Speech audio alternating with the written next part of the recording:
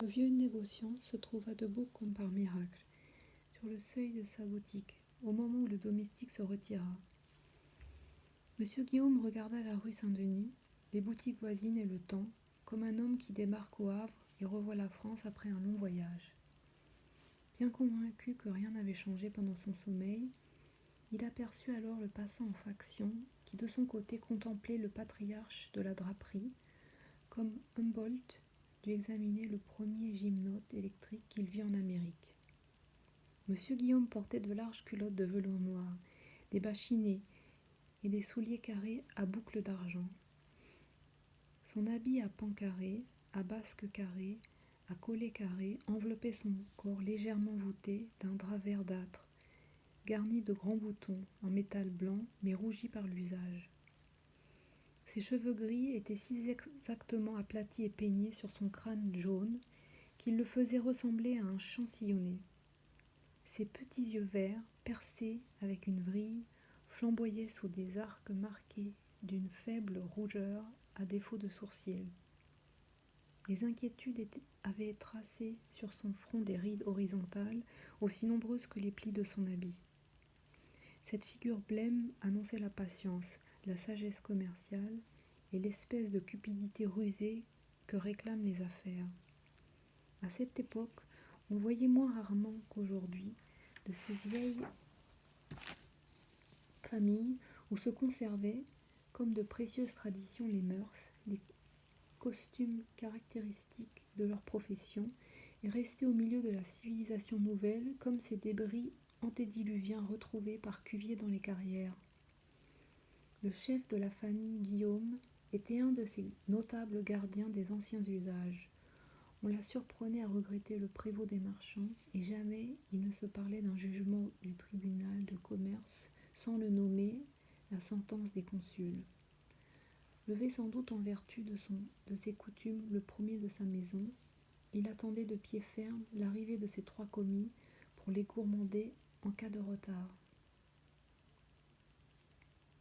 Ces jeunes disciples de Mercure ne connaissaient rien de plus redoutable que l'activité silencieuse avec laquelle le patron scrutait leurs visages et leurs mouvements, le lundi matin, en y recherchant les preuves ou les traces de leur escapade. Mais en ce moment, le vieux drapier ne fit aucune attention à ses apprentis. Il était occupé à chercher le motif de la solitude avec laquelle le jeune homme en bas de soie et en manteau portait alternativement les yeux sur son enseigne et sur les profondeurs de son magasin. Le jour, devenu plus éclatant, permettait d'y apercevoir le bureau grillagé, entouré de rideaux en vieille soie verte, où se tenaient les livres immenses, oracles muets de la maison. Le trop curieux étranger semblait convoiter ce petit local, y prendre le plan d'une salle à manger latérale, éclairée par un vitrage pratiqué dans le plafond, et d'où la famille réunie devait facilement voir, pendant ses repas, les plus légers accidents qui pouvaient arriver sur le seuil de la boutique. Un si grand amour pour son logis paraissait suspect à un négociant qui avait subi le régime du maximum. Monsieur Guillaume pensait donc assez naturellement que cette figure sinistre en voulait à la caisse du chat qui pelote. Après avoir discrètement joui du duel muet qui avait lieu entre son patron et l'inconnu, le plus âgé des commis hasarda de se placer sur la dalle où était monsieur Guillaume, en voyant le jeune homme contempler à la dérobée les croisées du 3e. Il fit 2 pas dans la rue, leva la tête et crut avoir aperçu mademoiselle Augustine Guillaume qui se retirait avec précipitation. Mécontent de la perspicacité de son premier commis, le drapier lui lança un regard de travers. Mais tout à coup, les craintes mutuelles que la présence de ce passant excitait dans l'âme du marchand et de l'amoureux commis se calmèrent. L'inconnu héla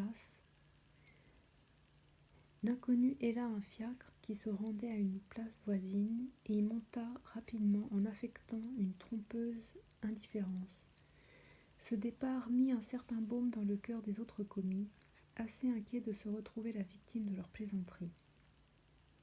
Eh bien, messieurs, qu'avez-vous donc à rester là, les bras croisés dit Guillaume à ses 3 néophytes. Mais autrefois, Sarpege, quand j'étais chez le sieur Chevrel, j'avais déjà visité plus de 2 pièces de drap. Il faisait donc jour de meilleure heure, dit le second commis que cette tâche concernait. Le vieux négociant ne put s'empêcher de sourire. Quoique 2 de ces 3 jeunes gens, confiés à ses soins par leur père, riche manufacturier de Louviers et de Sedan, n'eussent qu'à demander 100 000 francs pour les avoir le jour où ils seraient en âge de s'établir. Guillaume croyait de son devoir de les tenir sous la férule d'un antique despotisme inconnu de nos jours, dans les brillants magasins modernes dont les commis veulent être riches à 30 ans. Il les faisait travailler comme des nègres. À eux 3, ces commis suffisaient à une besogne qui aurait mis sur les dents 10 de ses employés dont le sybaritisme enfle aujourd'hui les colonnes du budget.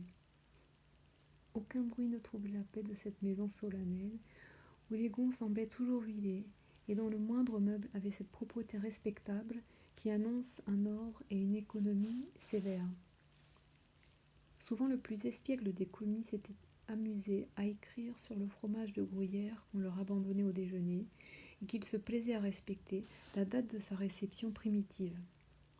Cette malice et quelques autres semblables faisaient parfois sourire la plus jeune des 2 filles de Guillaume, la jolie vierge qui venait d'apparaître aux passants enchantés.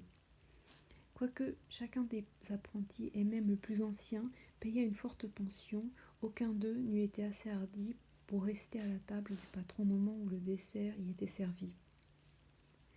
Lorsque Madame Guillaume parlait d'accommoder la salade, ces pauvres jeunes gens tremblaient en songeant avec quelle parcimonie sa prudente main savait y épancher l'huile. Il ne fallait pas qu'ils s'avissassent de passer une nuit dehors sans avoir donné longtemps à l'avance un motif plausible à cette irrégularité. Chaque dimanche et à tour de rôle, 2 commis accompagnaient la famille Guillaume à la messe de Saint-Leu et aux vêpres. Mademoiselle Virginie et Augustine, modestement vêtues d'indiennes, prenaient chacune le bras d'un commis et marchaient en avant, tous les yeux perçants de leur mère, qui fermait ce petit cortège domestique avec son mari accoutumé par elle à porter 2 gros paroissiens reliés en maroquin noir. Le second commis n'avait pas d'appointement. Quant à celui que 12 ans de persévérance et de discrétion initiaient au secret de la maison, il recevait 800 francs en récompense de ses labeurs. À certaines fêtes de famille, il était gratifié de quelques cadeaux auxquels la main sèche et ridée de Madame Guillaume donnait seule du prix. Des bourses en filet qu'il avait soin d'emplir de coton pour faire valoir leur dessin à jour, des bretelles fortement conditionnées ou des paires de bas de soie bien lourdes. Quelquefois, mais rarement, ce premier ministre était admis à partager les plaisirs de la famille, soit quand elle allait à la campagne, soit quand après des mois d'attente, elle se décidait à user de son droit à demander, en louant une loge, une pièce à laquelle Paris ne pensait plus. Quant aux 3 autres commis, la barrière de respect qui séparait jadis un maître drapier de ses apprentis était placée si fortement entre eux, et le vieux négociant qu'il leur eût été plus facile de voler une pièce de drap que de déranger cette auguste étiquette. Cette réserve peut paraître ridicule aujourd'hui, mais ces vieilles maisons étaient des écoles de mœurs et de probité. Les maîtres adoptaient leurs apprentis. Le linge d'un jeune homme était soigné, réparé, quelquefois renouvelé par la maîtresse de la maison. Un commis tombait-il malade, il devenait l'objet de soins vraiment maternels. En cas de danger, le patron prodiguait son argent pour appeler les plus célèbres docteurs, car il ne répondait pas seulement des mœurs et du savoir de ces jeunes gens à leurs parents. Si l'un d'eux, honorable par le caractère, éprouvait quelque désastre, ces vieux négociants savaient apprécier l'intelligence qu'ils avaient développée et n'hésitaient pas à confier le bonheur de leur fille à celui auquel ils avaient pendant longtemps confié leur fortune.